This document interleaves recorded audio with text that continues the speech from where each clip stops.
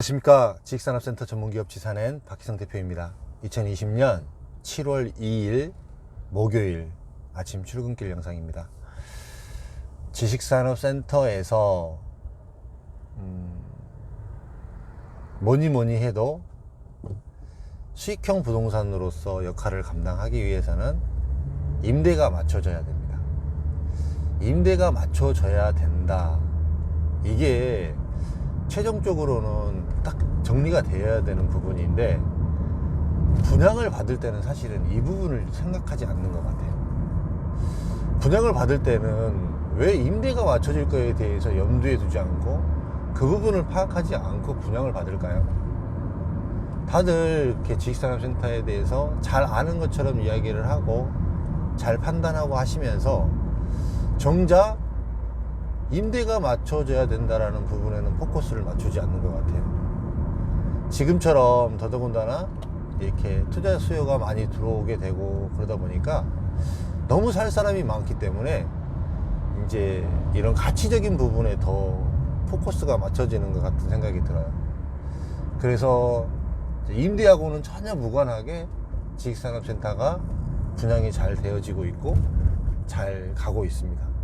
근데 실질적으로 분양이 끝나고 이제는 건물이 올라가고 실제로 입주를 해야 되는 시점에 가서는 이제 현실이 되어집니다. 그 현실 속에서 해내야 될 것은 임대를 맞춰야 됩니다. 임대를 맞춰야만 내 이자 비용을 낼 수 있고, 임대를 맞춰야만 정말로 지식산업센터가 좋은 부동산으로 들어갈 수 있는 것입니다.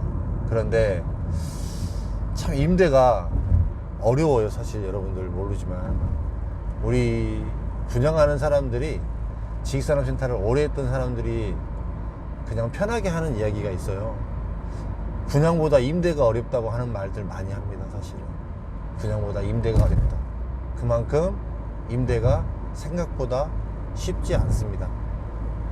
그러면 왜 분양보다 전매 임대가 더 어려울까요? 왜 분양보다 전매 임대가 더 안 될 것 같으세요, 여러분들? 그냥 단순하게 분양 때는 임대 투자자들이 많이 사고, 전매나 임대는 기업체가 사야 되기 때문에 그런 이제 수요의 논리로 인한 게도 볼 수 있습니다. 당연히 이제 최종 선택은 임대가 되었든 전매가 되었든 실사용 기업체가 선택을 해야 되는 거기 때문에 이 수요가 급감해버리기 때문에 사실은 더 안 되는 부분도 사실은 있습니다. 그런데 조금은 이제 경제적인 논리, 돈의 논리로 한번 생각해 보면요, 분양을 하게 됐을 때는 여러분들이 다 대부분 들어보면은 어디 분양하니까 분양 홍보관으로 나와라, 이거 분양 받아라, 좋다, 이런 이야기는 되게 많이 들어보시죠. 근데 분양에 대한 안내, 홍보 이런 얘기는 들어봤지만, 이 전매 정말 좋다, 이 전매를 사라, 이 임대 정말 좋다, 이 임대 들어와라 라는 얘기를 한 번이라도 들어본 적이 있나요? 그거는 왜 그럴까요?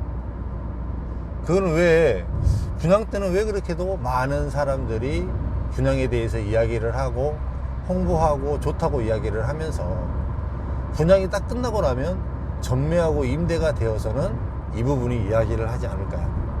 왜 그럴까요? 분양은 사업을 시작할 때 사업주가 이미 이제 그 분양가 안에는 광고하고 홍보하고 마케팅하고 하는 모든 비용이 책정이 되어 있습니다. 그 다음에 그 분양을 하게 되면 그 분양 금액의 일정 금액이 분양 대행 수수료로 책정이 되어 있습니다. 그래서 분양하는 사람들은 분양을 하게 되면 안정적으로 수익이 확보가 됩니다. 그래서 분양에 대해서 이야기를 많이 합니다. 그런데 분양이 딱 끝나고 나서 전매하고 임대가 되었을 경우에는 어떻게 되나요? 이제 이 전매를 하려는 주체, 임대를 하려는 주체는 누가 되죠? 분양 받은 사람이 되는 거죠. 분양을 할 때는 분양주, 사업 시행자가 주체가 되지만, 파는 사람이 주체가 되지만, 분양을 받고 나서는 전매나 임대는 분양받은 사람이 직접 해결을 해야 됩니다. 사업을 시작하는 사업주 입장에서는 넉넉하게 책정해서 많이 줄 수 있어요. 그래서 이게 많은 사람들의 입에서 회자되고 이야기를 합니다. 그런데 분양을 딱 막상 받고 났더니 여러분들은 전매 수수료하고 임대 수수료를 많이 줄 수 있나요? 없나요? 없어요. 그러면 분양하는 사람들의 입장에서는 전매나 임대를 신경을 쓸까요? 안 쓸까요? 안 씁니다. 왜 그러냐면 돈이 되지 않기 때문에 신경을 안 씁니다. 여러분들이 이 부분을 한번 생각해 볼 필요성이 있어요. 참 이렇게 임대가 안 된다, 전매가 안 된다라고 하고 있지만 이 눈높이를 맞추면 관심을 받을 수 있습니다. 그건 뭔가요? 돈입니다. 분양을 해줬던 분양사원에게 내 거를 조금 정리해줘라. 근데 당신이 했을 때 받았던 그 정도의 보수를 주겠다라고 하면 전매도 해주고 임대도 해줍니다. 그러면 전매하고 임대가 어렵지 않습니다. 왜 그러냐면 돈이 되기 때문에 그렇습니다. 참 이렇게 세상은 매정합니다. 매정하고 정확하게 돈의 논리에 따라서 움직입니다. 돈이 안 되면 사람들이 관심을 보이지 않고 돈이 되면 관심을 보입니다. 그게 이 원리를 생각을 하시면 만약에 여러분들이 전매를 한다거나 임대를 한다거나 하려고 했을 때 어떻게 해야 될지가 착안이 되실 거예요. 이제 똑같은 사람은 다 있어요. 영업을 하는 사람들은 있는데 이 사람들이 능동적으로 열심히 움직여 줄 수 있는 정확한 사실상으로 당근이 없는 거죠. 당근이 있으면 사람들은 움직입니다. 이렇게 보시고 임대하고 전매를 이렇게 정리해 나가시면은 조금은 해결될 수 있는 방법이 있을 거예요. 그런데 이렇게 분양을 처음에 받을 때 임대가 지식산업센터에 대해서 그냥 맞춰지겠지라고 생각하는, 막연하게 이렇게 생각하고 들어오는 사람들이 너무 많은 것 같아요. 특히나 요즘에는 너무나 많은 사람들이 대한민국의 아파트 투자에 대해서 익숙해졌던 사람들이 이 지식산업센터를 보기 시작하면서 아파트와 이 지식산업센터를 같은 맥락으로 놓고 보는 사람들도 상당히 많은 것 같습니다. 아니요, 그렇지 않아요. 지식산업센터하고 아파트하고는 하늘과 땅 차이가 나는 개념입니다. 아파트나 주거 쪽은 제가 늘 이야기하지만 불특정 다수가 사용할 수 있어요. 내가 조금 싸게 주고 내 물건이 조금만 경쟁력이 있으면 해결이 됩니다. 근데 지식산업센터는 누누이 이야기를 드리지만 단기간에 많은 기업체가 한꺼번에 옮겨서 임대를 들어올 수 있는 컨디션의 상태가 아니에요. 절대 그렇게 될 수가 없어요. 절대 그렇게 되기 위해서 단기간에 거기가 만약에 한 건물이 다 차기 위해서는 임대 수수료를 분양 수수료만큼 주면 아마 그 건물이 일본으로 찰 겁니다. 그런 거는 어떻게 하나요? 누가 하나요? 그런 거는 임대 수수료를 분양 수수료만큼 준다. 그런 건 누가 하나요? 그것 또한 사업 시행자가 주관이 되었을 때 가능한 거죠. 돈이 있는 사람이기 때문에. 그 사람이 그거를 많이 책정하면 모든 임대 맞추는 사람들이 그 건물로 집중이 됩니다. 그래서 빨리 임대가 되는 경우가 있습니다. 이런 개념으로 참 이렇게 지식산업센터가 결과적으로는 맨 마지막에 퍼즐은 임대가 맞춰지는데 퍼즐이 정확하게 딱 맞춰져야만 수익형 부동산으로서 이 활용 정점이 딱 되는 건데, 이거를 처음에 생각하지도 않고 임대가 맞춰지는지 어쩌는지, 여기가 임대 수요가 있는지 없는지, 이런 부분에 대해서 아무런 생각이 없이 부동산을, 지식산업센터를 접근하는 것 같아요.